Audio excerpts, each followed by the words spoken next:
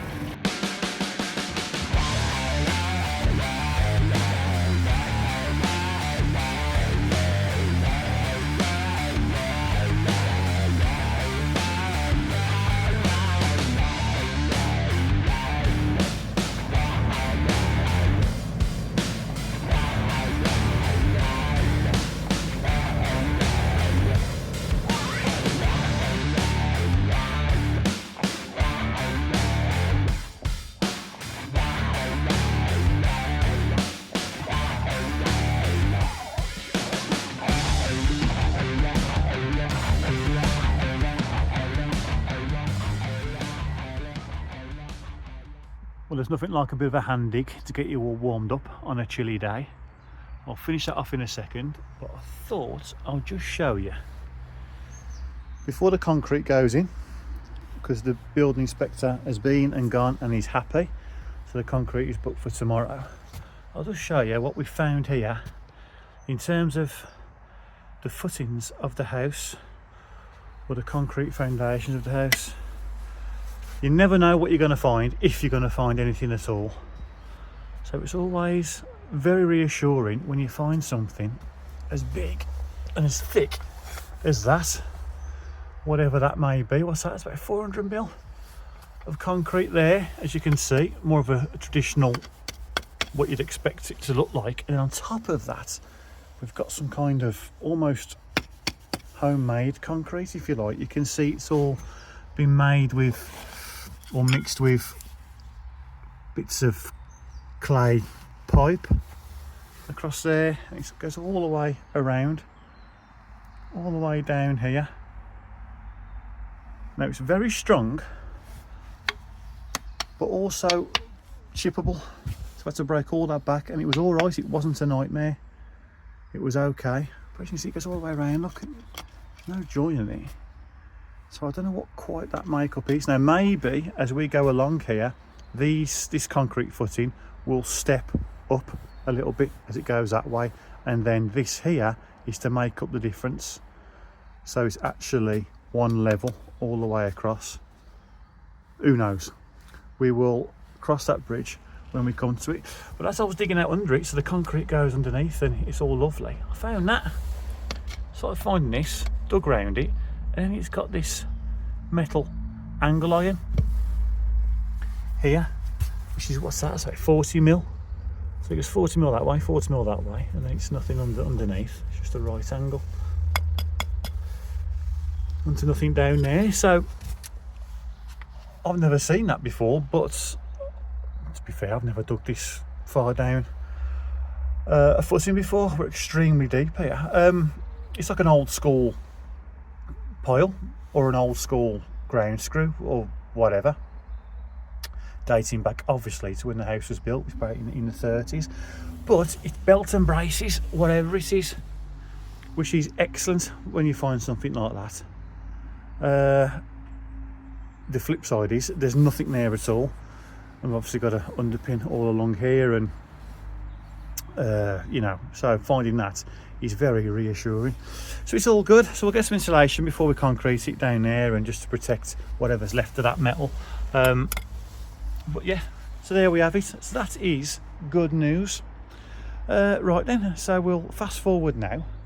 We'll get the concrete in, and then we'll talk about the job.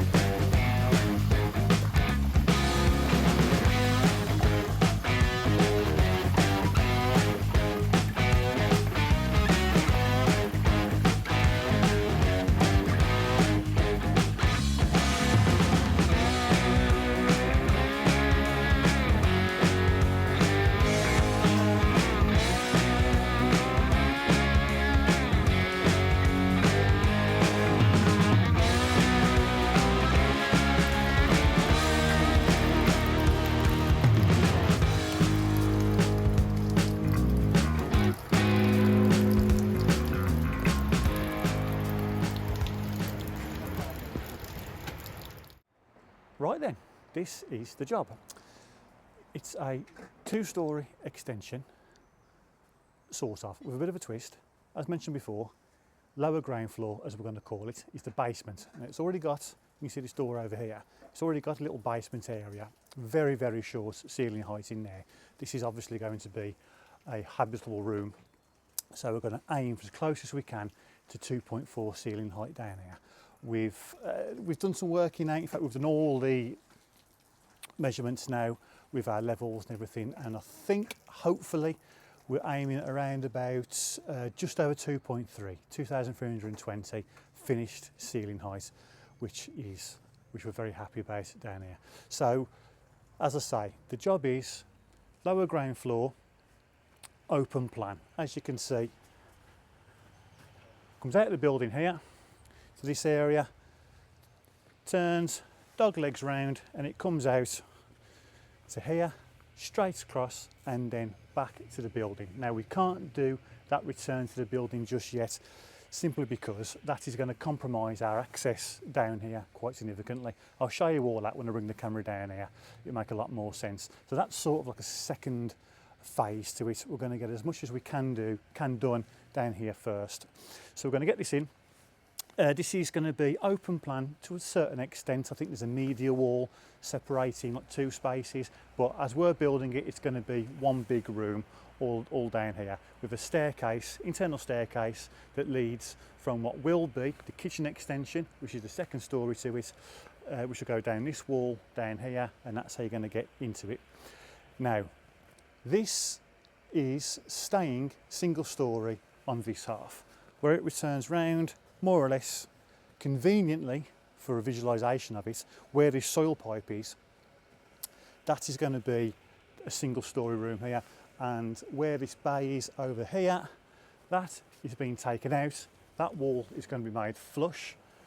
That window is going to be obviously going to go with the bay, and then that's going to be made into a door, and they're going to walk out onto the roof of this building here, and that's going to be like a terraced area here.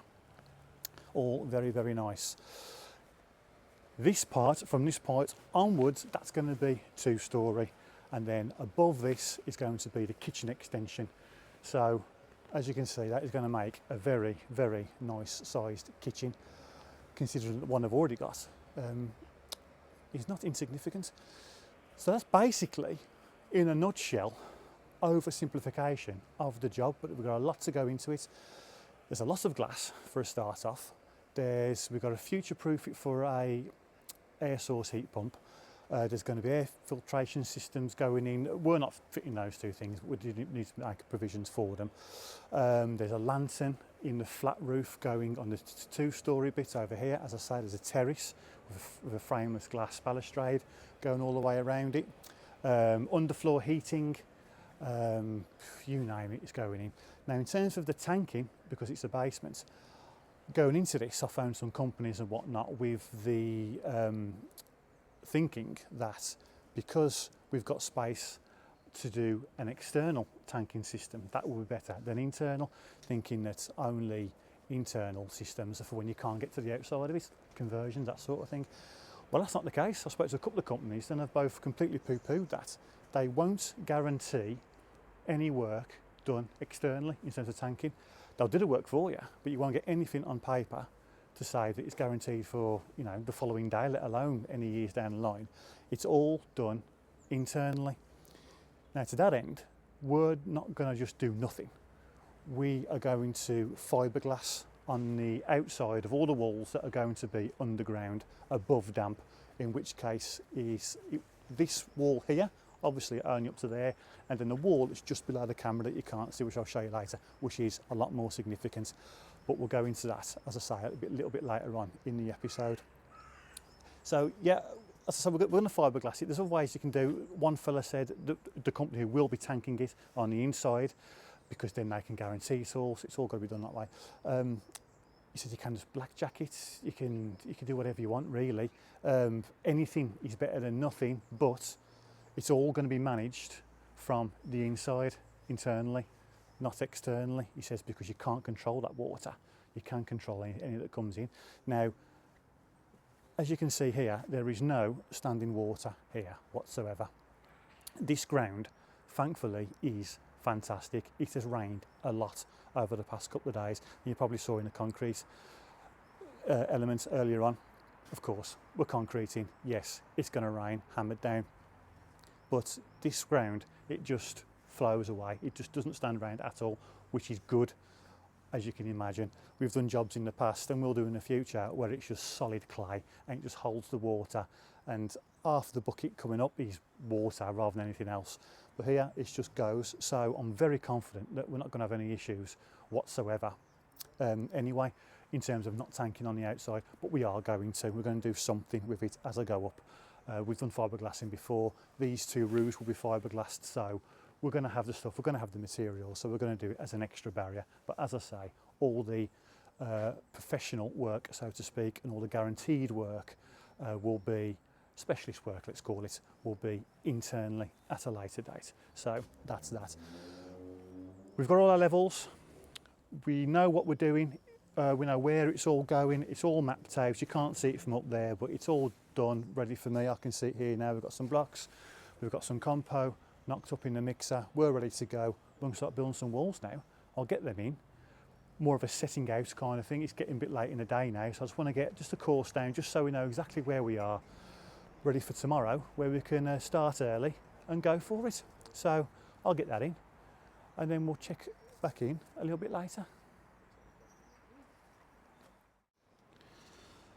Well, just to show you this detail that we're doing down here for this land drain that we've got. We started with our wall. Now this wall is our external wall, but it's also going to be retaining some of the land. You don't normally do this, but it's a basement, so it's sort of got to. Ideally, you'd get a retaining wall outside of this wall, so that's retaining all the ground, but boundaries and whatnot, you just can't do it. So here we go. So we've dug this, got the edge of our concrete, and we've dug down there a little bit, so our land drain sits just below the surface, because what we're trying to do here is protect this joint here where the block work or your building meets the concrete. That's always a weak point for water to get in.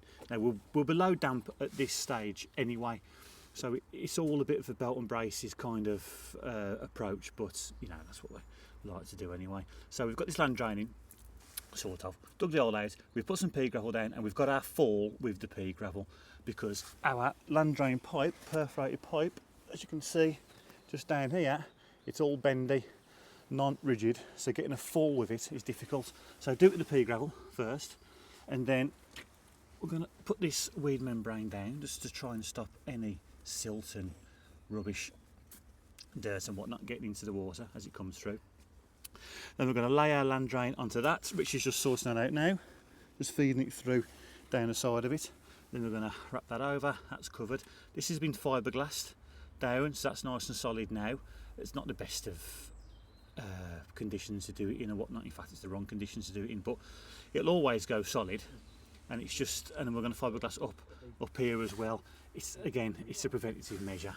It's all our, as I said, or I'll go into maybe a little bit later, all our tanking is going to be internal. This is just an external kind of, while we're here, we'll do this. Now land drain will go into there, that will get wrapped over, and then that'll be filled with pea gravel then, as I'm building it up.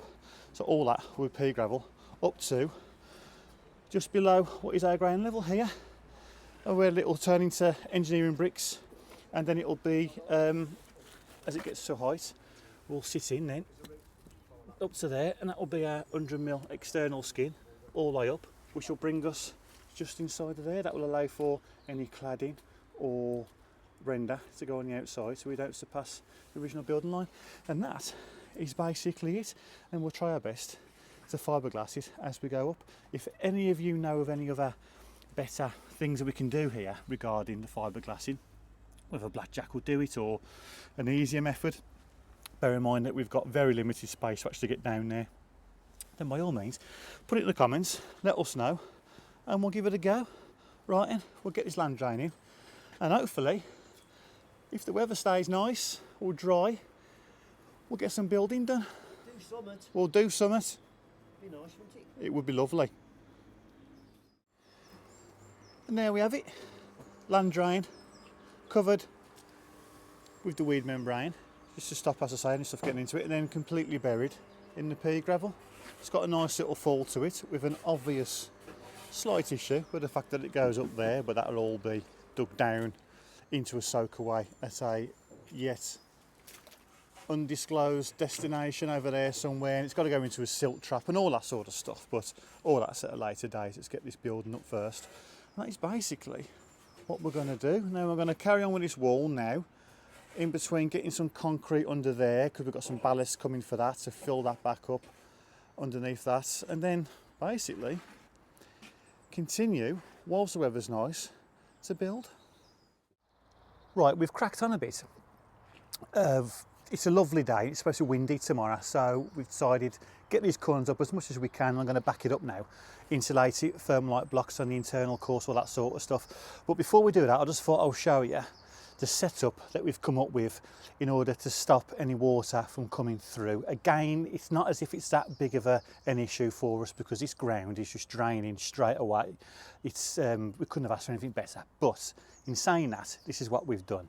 As explained earlier, we've got blocks flat to retain the ground behind it. Again, you've seen before, they've got that concrete behind it anyway, so we haven't got any issues there, but we've done it. Here, and you can see that, we've got our 220mm damp flat along that top of the course there. That's ground level, that is, floor level, beg your pardon. So that's on top of that to stop any damp from coming up and into the property. And then what we've decided to do is lap this up. That's a 450mm damp, and that goes 25mm in that bottom course there, up, and 25mm in the top there. Again, any water comes through the ground, gets to here, and that will stop it obviously, and then it will go down and through the weep holes that we've left through the bottom as well. So there's just I can't see any issues there at all. When it comes up to actually floor height, or ground level, I beg your pardon, on the outside just here, again, we've reduced it back down to our engineering bricks, 2 courses of that, and then we've got a 4-inch damp on top of that. And then from that point on, it's just standard stuff, no issues at all. And what we've done here is backfilled this wall entirely with pea gravel. That's it. There's no bricks down there, we haven't chucked any soil in or anything. So what was dug out before, that void is purely with pea gravel. So any water from the rain comes down and it can go straight through that, straight down, hopefully all the way down, and land drain and away.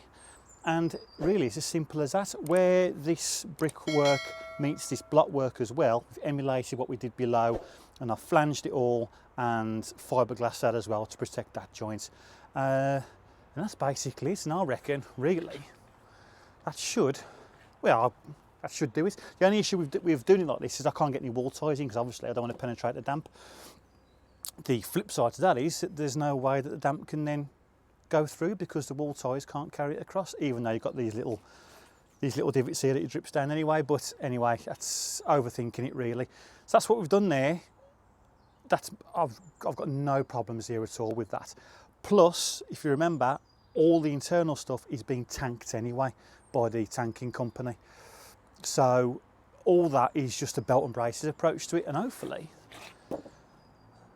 we're good. And I can't see how we're not. I really can't. I'm very, very confident and very, very happy with it. So we're going to get these thermalites in now and go as high as we can, back it up as much as we can, and then come tomorrow and start again over there. Well, what I said earlier about the standing water and lack of it, it doesn't help when it absolutely lashes it down for 12 hours straight. But we need it out of the way now. It does drain away fairly quick. If it had a couple of hours it might go, but I've got to get this up. So we've got the pump out of the van, and it is working beautifully. As you can see over there, it's filling that hole up that we dug for our manhole, but that's got time to drain away. We don't need to play with that just yet. And then we'll get all this water gone to a certain extent and make all this workable. We can't put any hardcore down because there's that much digging to do. If we put any hardcore down, it's just gonna go again. So all this has got to be dug out, and all that's got to be dug out. So anything that we do, it's a waste of time and money, because it just won't be there long enough to have any benefit. Plus it's not going to stop it from filling with water anyway. So we'll have to persevere for the time being, and then we'll carry on, get out the ground, and drier days are coming. Hello, Matt, didn't see you there. Hello, you all right? That's the hell. Yeah. Yeah. Mr. Inconspicuous. Hold on. He's come dressed as a mixer. Get in there, up twins. Well, as you can see, up there is a bit of blue sky and the sun's showing through. After the rain we've had, that is very, very welcome. Also, that tree is gone. We'll talk all about that a little bit later. So at the moment, I want to talk to you about this lintel. We've cracked on, we've got it on. It is a 3 metre heavy duty lintel for a 150mm cavity. And I just want to talk to you about where I got it from and why I got it from there. Well, a lot of builders out there are sticking with the 100mm cavity and using insulating plasterboard internally, thus getting the new U value that you need for the new regs. Well, I say new regs, they came a couple of years ago now. Whilst we've gone down the 150mm cavity route. When it comes to lintels, some places do them for 150mm cavity, but a lot of places don't because of the builders that are sticking with 100mm cavity. So they're not going to stock up on the big ones in case they can't shift them. Makes perfect sense, doesn't it? Well, as I say, we've gone down a bigger cavity route, so we need the bigger lintels. Phoned around a few places, they don't do them for reasons I've just got into. Now I knew E.H. Smith would do them because they've got loads of stock and there's loads of them around and it's all very convenient. So reluctantly, they were my last call. I made it, I had them. Stupidly, I never asked the price. Got there, got to the counter, ordered it, and they wanted, for this lintel, I have not been the same brand, but a 3 metre heavy duty for 150mm cavity.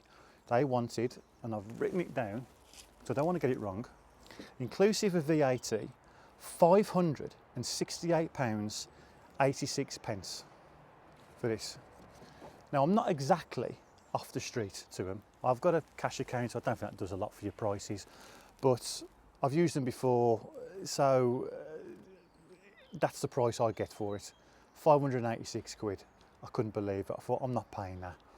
Then it dawned on me that there's a place not too far away from where I live in Tipton called Wade, W-A-D-E. I'll put them on the screen now. They only do lintel. I don't know what, I've used them before. I don't know why I didn't call them before, but I forgot all about them. Phoned them, and again, I've written it down. For this very lintel, the spec I've got into, £360 inclusive of VAT, a difference of £208.86, 208 quid cheaper. Now, are Wade dirt cheap to the point where no one else can match them, or are E.H. Smith completely ripping us off? Not just me, as in whoever walks in, because there's a gulf between those two prices, and I can't understand it. Now I know E.H. Smith are expensive, but again, it's half the time it's a convenience thing because there's a lot of them. But is that right, do you think? Or are Wade just brilliant? They only do lintels. I think they do a couple of other bits as well, but not a builder's merchant as such. There's more lintels, all different types. So yes, that might keep their prices down, but come on, what do you reckon? Put it in the comments. Is that a complete rip-off, do you think? 208 quid difference? Don't know. Over to you on that one. Right, I'm going to get a course across here and on the back, and then we will talk about the rest of the job and what's happening in the coming weeks. Well, no sooner, as I said, that the sky turned blue, it went all dark again, absolutely hammered down. But we've managed to get that in now, over that lintel, and that's this little bit done. Just go over a few things, just so you know where we are, so we don't have too many misguided comments. I don't insulate the reveals until it's all gone off, because there's no weight at all to these Thermalite blocks, and these are 3.5 Newton blocks. They're pretty light as it is, but these Thermalites are way lighter. If you know that kind of stuff. So you start building that and putting insulation in, especially this type of insulation, you can start pushing it out a bit. So I always put it in the main bit, what obviously you won't be able to get to, build that in as normal. Obviously there's a lot more heft in that, and then the reveals I'll leave out and put them in at a later date. Simple as that. That's just clamped on there, so I've marked our finished roof height, transferred it from the floor height of the kitchen and transferred that height across, just so we know where we are, how much room we've got to play with at the top of that.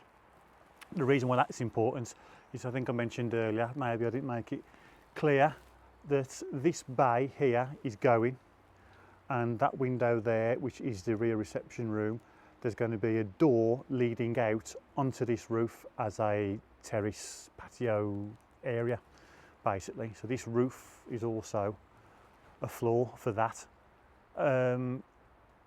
So it's quite important that we get our levels right, because we don't want to step up out of that room onto our roof, obviously, and our roof has to be a set depth in terms of what size timbers are specified, the insulation, blah blah blah. But this is going to be a cold roof, and the one that's going to, the two-story bit across here, is going to be a warm roof. So in future episodes we'll be going through the benefits of the pros and cons of each one, basically. Why would you choose one over the other? Well, all that is in another episode. That there is purely for the cat. So hopefully it comes out there and turns left. It's been doing it so far, but we are not using that as as entry through that door. That is feline only. Right then, I think it's time that we talked about the elephant in the room. And here we are, said elephant. This inspection chamber, or manhole, her hole, him, she, they hole, whatever phrase that won't get me cancelled this week, we'll go with that one, is, as you can see, in the way. And instead of it being an interesting feature, it's got to go. Now, obviously, that was our original ground level, and we've dug all this out to form the basement area of the lower ground floor. We've gone through all that, but how then do we get this out of the way while still having it functional? Because the saw pipe on the back of the house isn't moving, and that feeds all the house goes into that saw pipe, all the waste and away and down here, all the wash machines, obviously the toilets, everything. It all goes down there and gone, and we can't change that. There's no way of rerouting it. It is what it is. It's got it on the drawings that it's going to be incorporated into a media wall, so you won't see it, but it's going to stay there. How do we get rid of it? Now this, all the drainage on this job is an episode in itself, because we've got the land drains, the soil traps, the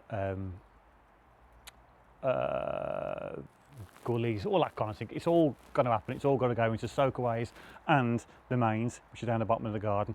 Now we have found where the main is, down the bottom. Had it all CCTV'd, had all the reports. We've dug it all out and we found it. The 6-inch main that runs, I don't know, it's probably around about 7-8 metres that way down the bottom of the garden.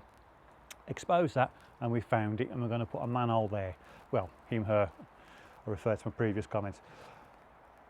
So how do we go from here to there and keep the fall that magical 1 in 40? Well, we took a couple of laser level readings, and we have got extremely lucky. This has got to go into the floor, and that, where it's got to go into, is governed by the powers that be of many a year ago. There's nothing we can do about that. We can't change it. And as I say, we've got very, very lucky. We'll go into all that in another episode. It's going to be a couple of days' work to get it all sorted. We've got to take into consideration, as I said, it's still feeding the rest of the house. So once that's out of play, sort of the house is really, it cripples it a little bit. So future episodes, this will all be dealt with. But as I say, we've got lucky. We'll deal with it later. As of now, we've got to work around it. And in the next episode, for you, this will be next week for us, the digger's coming back and all this is being excavated, and we're going to see where the footings are for the rest of the house. If they're anything like the ones we've got down there, there's nothing to suggest that the footings that you saw earlier on in this episode aren't all the way through. Hopefully they won't step up considerably. We shall see. It's all a voyage into the unknown, but we'll take you there and we'll find out together. Now, the reason why we've sort of whizzed through this as an episode, we'd like to go into a lot of detail in our episodes. If you've seen our channel before, thank you very much, but you'll know that we do, we go on about things, and we've whizzed through this one simply because this is all fairly standard. We've done it all before on our channel. The interesting bit and all the head scratching and all the, okay, how we're going to do it, is all over there. And this is what I mean by over there. This is the access down to the garden from the house, and we haven't been able to touch that yet because we need to have the access to get all this soil out they've already dug out, up this ramp and out to the front of the house where it's all being grabbed. Now, ideally at a job you dig it all out and then you hardcore it all, or get a bit of hard standing down here or something, then you concrete it, build it, blah blah blah. Well, because of this access we can't. Where this wall is here that you can see, that is exactly where our new wall's going to be. If we dug all that out, and plus we need to take a little bit more out of that as well, we would have blocked our access off. So we've had to do this in 2 different stages. This bit is now done. It's concreted, as you know, up to this point here, even though it's all flooded. But we are now at the stage where that's built, as you've seen. There's nothing else we can do there now, apart from move on to this stage and dig this out. And this is the old squeaky bum time. We've got to go for it. But we're going to have to wait and see to exactly how this ground holds up. Now, as you can see, this wall here, we knew that wasn't going to anywhere. The path down the side, all that is concrete. That was solid. We have took every single ton from here in track barrows, big heavy machines, and the digger's been up and down here numerous times. No signs of that moving at all. We were really confident with that, which is why we carried on in the way that we did. Now that's got to go. We're going to dig all that out. And then we've still got to get the track barrows up and the digger out. And we're not too sure how we're going to do it. Now, as you can see, we've took out as much of that as we'd like to at the moment. We're going to try and keep that roof above there, just give us a bit of shelter when inevitably the rain comes, as it has a lot of this past week or so. But those walls are out now, so we can get the digger back. And hopefully, with that tree that is now gone, we've got enough room, once this is dug out, to get that digger and the trap barrows back out. Worst case scenario, they'll all have to stay down here and we'll have to concrete it and build it and then get them back out, which will be, you know, head down, arse in the air, trowel in hand kind of thing, because we need to get that wall up, backfilled, all done in order to get that back out, because they ain't cheap things to hire. Now, in terms of this tree, which was, you may, I don't know if you clocked it at the, earlier on in the episode, there's 2 big conifers have gone. We wanted them gone simply because we didn't want to excavate that close to them. It all looked a bit, you know, precarious, so to speak. Now, just because we have took them down, I mean, there's no issue now. We can just dig that out now. It's all ice. But conifers, as you might know, and we've run into this in a previous episode on this channel, if you dig within, or if you're building within a metre of one, the top of your concrete, top of your foundations needs to be, no, sorry, the bottom of your foundations needs to be 2.5 metres down from the bottom of it. Now, obviously, as you can see, we are outside of those parameters. We're a little bit further away than a metre anyway, but because of the nature of this job being a basement, we're way over the 2.5 metres. The inspector's been out and he's done his calculations and they're on board with it, so we haven't got an issue. But the reason why I'm bringing it up is just because you've taken a tree out, or in this case, taken it down, even if you removed it completely, roots and all, those rules still apply. I've been led to believe that there is a 7-year gap between taking it down, 7 years then can pass, before then you can forget those criteria and build as close to it as you want, also with clay heave and movement of the soil and all that sort of thing. So even that have gone, a lot of, on the previous episode of this channel where we ran into that issue, we had to dig deeper. People say, oh, we'll just rip it out and before the inspector comes. If you want to do that and chance your arm, that's up to you. But that ain't the rules as far as I'm led to believe. But in this case, we're outside those parameters anyway. The reason why I was getting tongue-tied earlier in terms of the drainage and the gullies and all that sort of thing that I said, because we've also got this one. I don't know if you can see that in the corner of your screen, just up there. That is from the ACO drain at the front of the house, at the bottom of the drive. Now, from the pavement to the house, it's one slope all the way down towards it. So they've got an ACO draining, as you should, and that water comes all the way down. And it did go in to the inspection chamber that you're sat on now. How that's not blocked up, I don't know, because all that silt, all that over the years, everything is just coming down and going straight into the inspection chamber. Well, we obviously don't want to do that. So we've got to reroute that as well down into a soakaway somewhere into the garden. But as I say, that is a completely different episode. It might even be 2 episodes, so we'll see how we get on. So hopefully you enjoyed that. This is a sort of this is our new job kind of thing. We've got loads of things coming up here. We've got internal tanking. We'll be externally tanking this as well. As I say, we've got the cold roof, a warm roof, with fiberglassing, frameless balustrades, space joists going in, underfloor heating, you name it. It's all going into this one. It's been quite interesting. Then of course there's the garden. But as I say, we're going to be here for a little while. Hopefully you'll enjoy it. Any questions at all, ask them in the comments. We will answer them in future episodes. What I'll probably do, because I've skimmed over a few things, if you think there's something that we've missed out, just let us know. Don't presume that you haven't done it, just ask, have you done this? And then I will compile a list of all those, and then we will go into that at the beginning of the next episode, and I'll walk you around any bits that we missed and just clear a few things up. So there we have it. Right then, I'm going to have a very quick chat to you regarding the little fundraising thing that we've got going on, or that we're going to start from now, that I mentioned at the beginning of the episode. Right then, about this, the old hat hair's back, look, the old silver shower cap, the chrome dome, beautiful. Yeah, about this fundraising thing idea that we've had a couple of months ago, something quite extraordinary happened. Mr. Mike McLennan, and I do hope I'm pronouncing your name right, mate, donated to us $4.99 via Super Thanks. Super Thanks is a thing on YouTube that you can just pay us for, give us money for being nice, whatever. Which is just took us back. It was like, wow, you know, just somebody just to give us a fiver like that, you know, it is quite something. But that made me think that we don't want your money. We get paid via YouTube. We get the revenue, obviously. YouTube take a chunk. They give us a little bit from the advertising, all that sort of stuff. And we're going to take all the opportunities that come our way via the YouTube, i.e. through the Professional Builder magazine, the videos that we do. We get paid for those. We also get free stuff from those, hence his clothing, which is ace, by the way.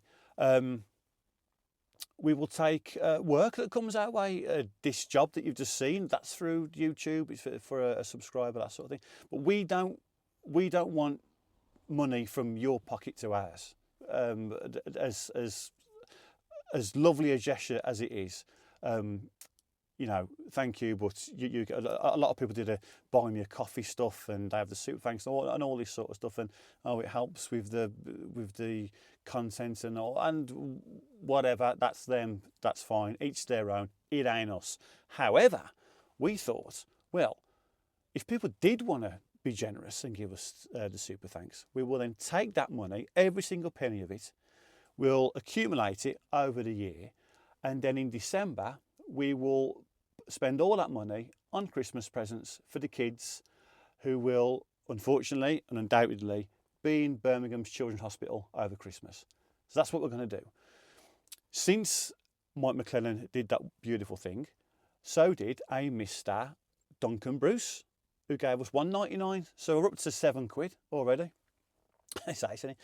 So just and thank you to both of them. And that was just, oh yeah, have some, thanks for video, have some, you know, have some money, which is a beautiful thing. However, we don't want it. We're not going to have it and spend it, you know, on ourselves or what have you. So to that end, we don't want you to give us the money, but we do want you to donate if you want to, via Super Thanks and Super Thanks only. All that money then that gets amassed from this point on, well, from the very first Super Thanks we got off Mr. McLennan, that $4.99, from, let's say, up to the 12th of December. Let's say that's cut off point for a random reason. 12th of December, 12 p.m, 12th of December, 12th of the 12th.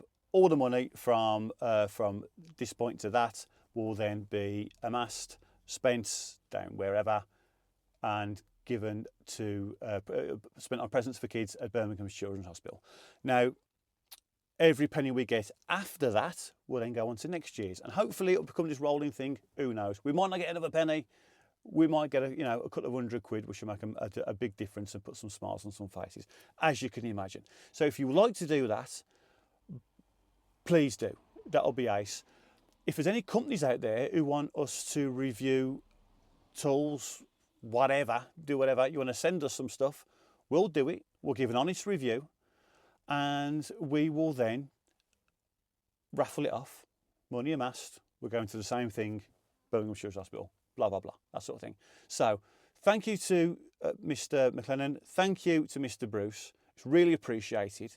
Your money won't be spent on us, by us. It will go straight to the hospital at the end of the year. Hopefully we'll get a few more quid behind it. Who knows? But if you want to, do it to any video you want, any amount you want. If half of our viewers gave 99p, that would be a massive thing, wouldn't it? Imagine that. That would be brilliant. But however, do what you want, give what you want, don't give anything. But if you feel obliged to, it ain't going in our pockets. That's not what we're about. But as I say, and I can't say this enough, thank you to those two people for doing it up to now. Hope you enjoyed that video. Sorry for a little bit rant at the end, but we're hoping to, you know, as I say, do something good towards the end of the year. And every year for that matter, hopefully. Right then, as I say, hope you enjoyed it. Until next time, take care, and we'll see you soon.